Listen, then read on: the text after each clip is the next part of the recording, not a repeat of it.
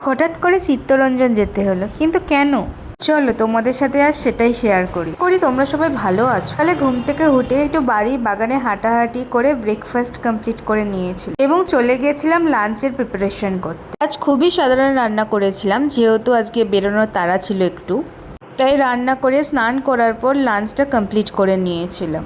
ছিল ভাত, আলু সিদ্ধ আর ডিমের অমলেট। লাঞ্চের পর রেডি হয়ে নিলাম চিত্তরঞ্জন যাওয়ার জন্য।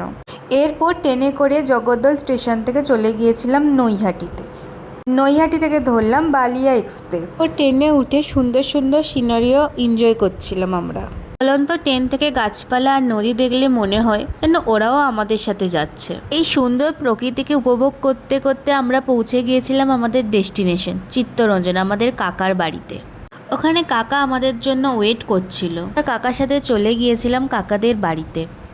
ওখানে গিয়ে সবার সাথে কথা বলতে বলতে দেখি প্রচণ্ড পরিমাণ বৃষ্টি আরম্ভ হয়ে গেছে, তাই সেই বৃষ্টি উপভোগ করতে চলে গিয়েছিলাম কাকিদের বাগানে। এরকম সুন্দর ওয়েদারে সবাই মিলে ঝালমুড়ি মেখে খাচ্ছিলাম। মা দেখি অন্যদিকে কাকি গাছের আম কাটছিল।